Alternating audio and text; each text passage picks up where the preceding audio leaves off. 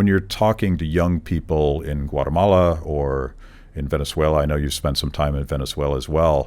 What's the story, the value proposition that you connect with them on that's different than socialism top-down, one-size-fits-all? Well, I go to the psychology and the self-esteem because what I found doing radio and being in contact with young people is that the root of the problem is that young people in Latin America are taught since they're little kids to be victims. You are always the victim of the gringos who have always invaded us and dictate our policy, or we are the victims of the Spanish Conquista, which happened 500 years ago, or we are the victims of the oligarchs. It's always someone else to blame. And also we have the component of Catholicism.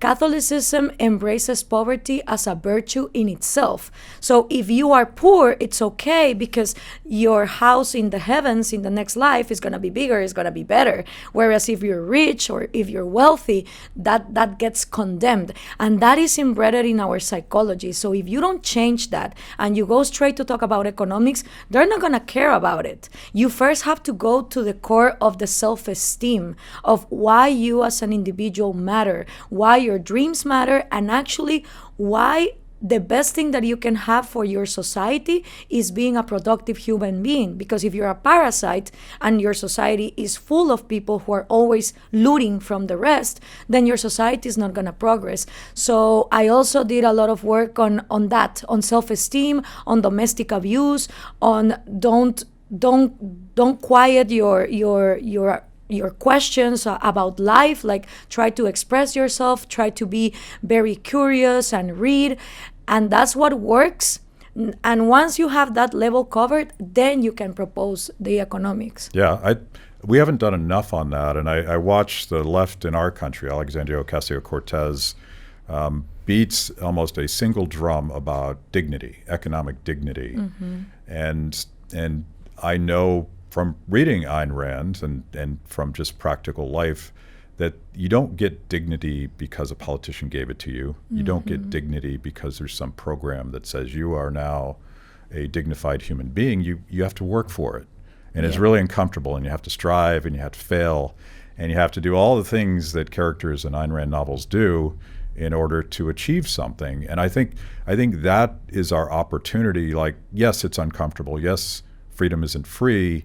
But if you really want to have a flourishing life, you can't get that from politics. Exactly. And that's like the advantage in Latin America, because in Europe and in the US, at least there is the fake facade that the welfare state works, right? If you break your knee, someone is going to help you in the hospital. Or if you go to public schools, there is electricity, there are books, there are computers. So it's like an opportunity cost, a competitive advantage, because in Latin America, governance and politicians are so corrupt that the welfare state just doesn't work. So you can teach, you can show it to people, right? It's like, listen, this is not working. So you have two options. You can spend your life as a victim, always demanding some miracle from the populist messiah to fix your life, or you go and you do your own thing, which actually most people in Latin America do.